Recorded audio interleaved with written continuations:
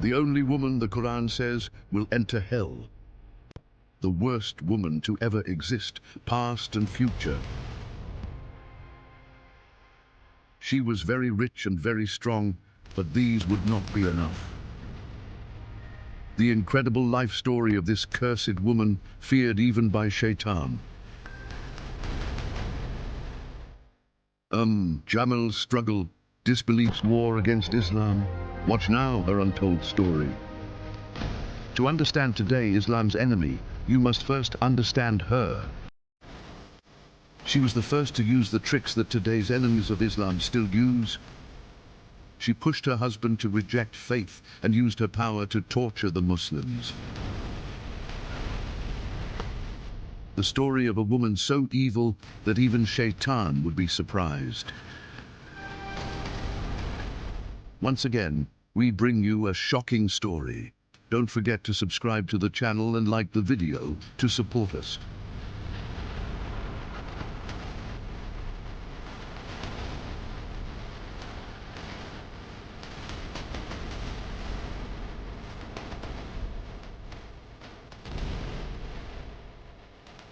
If you're ready, let's begin.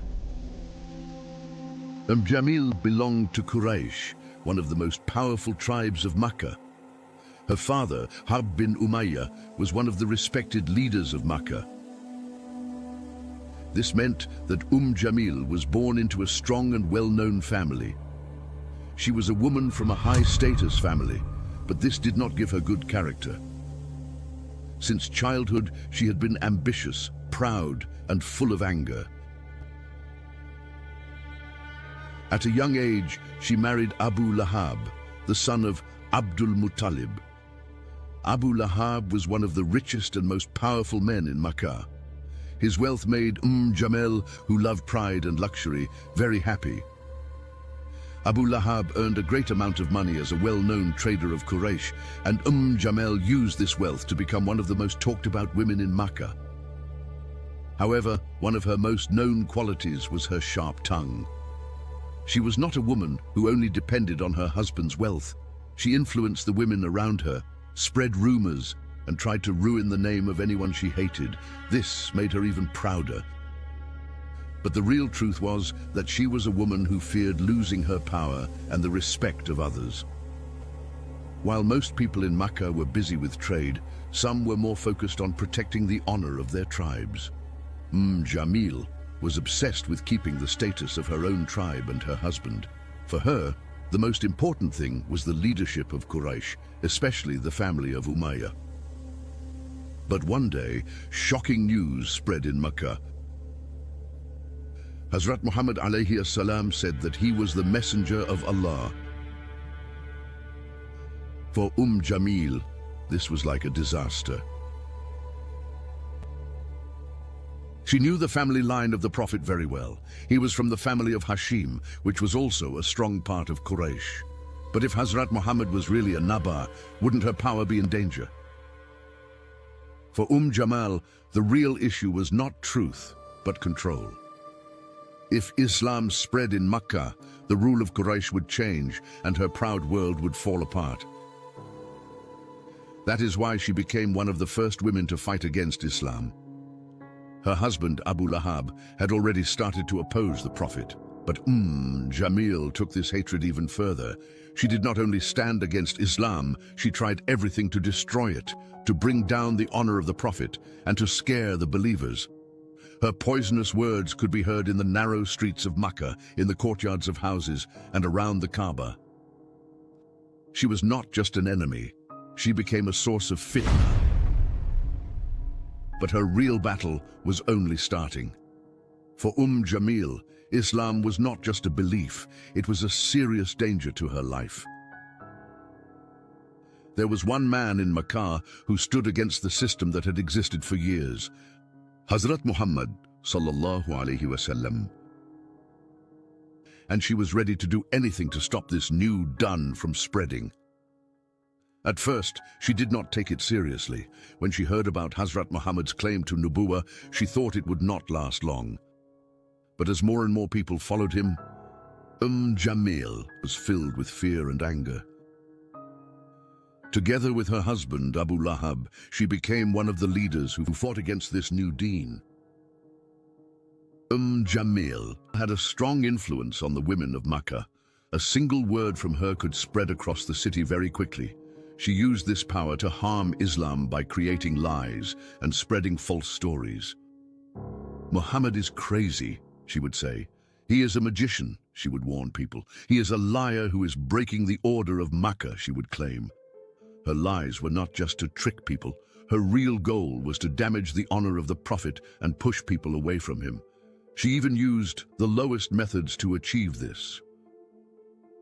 One day, in the market of Makkah, she gathered people and shouted, "Hazrat Muhammad is even harming his own family." But the truth was the complete opposite. The Prophet was the most honest and trustworthy man in Makkah. Yet Jamil tried to destroy his name with lies.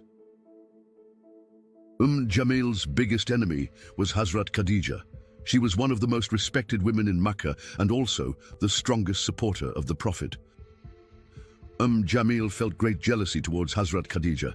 She made fun of her, encouraged the women of Makkah to turn against her, and tried to make her feel alone.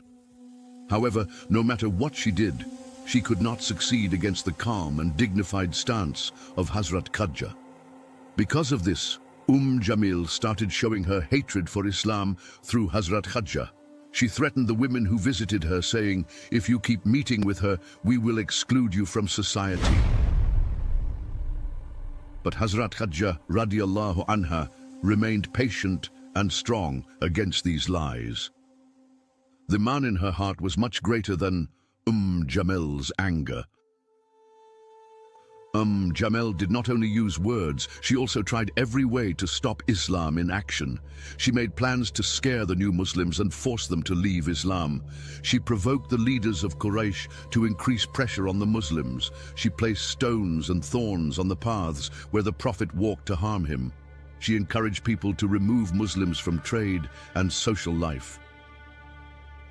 One day, while the Prophet was praying near the Kaaba, Abu Lahab and Jamil ordered their men to throw filth on him.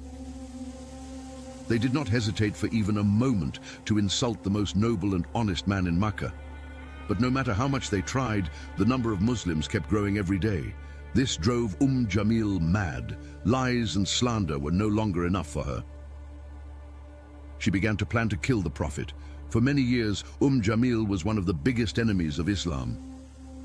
But her name was not only mentioned in the streets of Makkah, it was also written in the Quran as one of the cursed ones forever.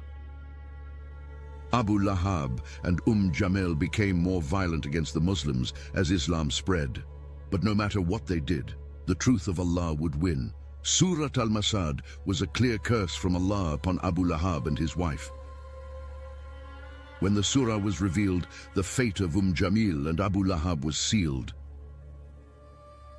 One day, the Prophet stood on Safa hill and called out to the people of Quraysh, "O people of Quraysh, if I told you that there is an army behind this mountain ready to attack, would you believe me?" Everyone there answered, "Yes, because you have never lied." Then the Prophet said, "Then I warn you about a great punishment." A silence followed. This was the beginning of the open call to Islam. But Abu Lahab, full of anger, jumped up and shouted, "Did you gather us just to say this? May you perish."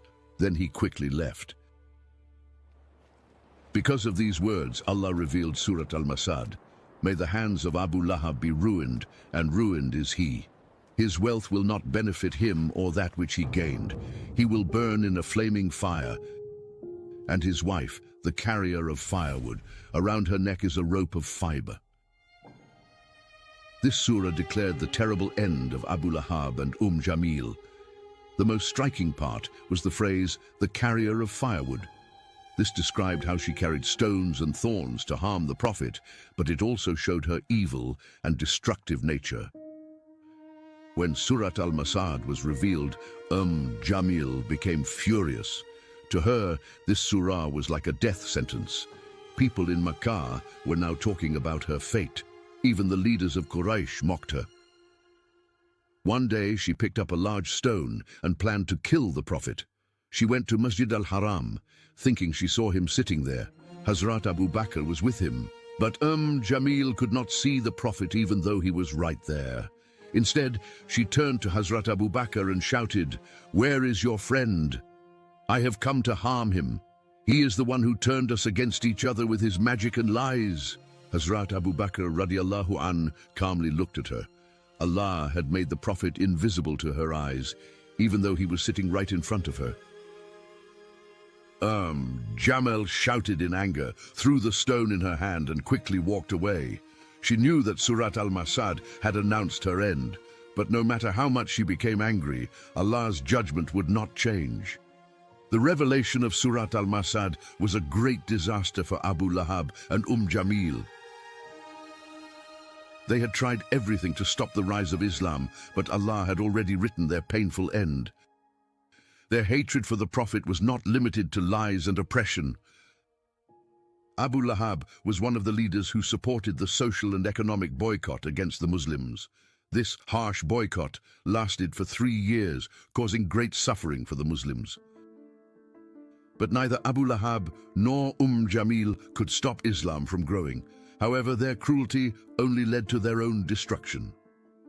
Allah had already informed, through Surat al-Masad, that Abu Lahab would suffer eternal punishment in Jahannam. His punishment in this world came in the form of humiliation and disease. A deadly illness spread across Makkah, and one day Abu Lahab was struck by a terrible disease. It was so horrifying that no one dared to go near him. Even the people of Quraysh abandoned him. He died alone, suffering in pain. For years, Jamil had supported her husband and walked with him on the path of oppression. But when the time came, she even abandoned her own husband. After Abu Lahab died, his body was left in the open. No one wanted to bury him. In the end, a few men were paid to remove his body. They threw him into a pit and covered him with stones. Thus, all the wealth, status, and pride they had in this world disappeared. After Abu Lahab's death, Jamil was left alone. The strong, arrogant woman who once thought she had power over everything had suddenly become weak and helpless. People in Makkah whispered about her, saying that Surat al-Masad had come true and that Allah's curse had fallen upon her and her husband. But Jamil refused to accept her fate. She continued to walk around Makkah, speaking with hatred against the Muslims. However, as time passed, she too became weak and hopeless. According to historical reports, she also had a terrible death. Some narrations say that she was crushed under a large stone, while others say that she died strangled with a rope around her neck. The words in Surat al-Masad, "Around her neck is a rope of fiber," became a reality in her death. Jamil and Abu Lahab were among the greatest enemies of Islam, but in the end they could not escape the punishment of Allah. In this world, they thought they were happy with their wealth, positions, and arrogance, but their end was filled with humiliation, suffering, and pain. This event is not just a lesson for them, but a warning for all disbelievers and oppressors until the day of judgment. O Allah, do not make us among those whose hearts are sealed like Abu Lahab and Jamil. Guide us to live with Aman, justice, and good character in the path of the Prophet. Purify our hearts from arrogance, jealousy, and hatred. Keep us firm on the straight path. Bismillahir-Rahmanir-Rahim. May the hands of Abu Lahab be ruined, and ruined is he. His wealth will not benefit him or that which he gained. He will burn in a flaming fire, and his wife, the carrier of firewood. Around her neck is a rope of fiber. Amen. Don't forget to subscribe to the channel and like the video to support us.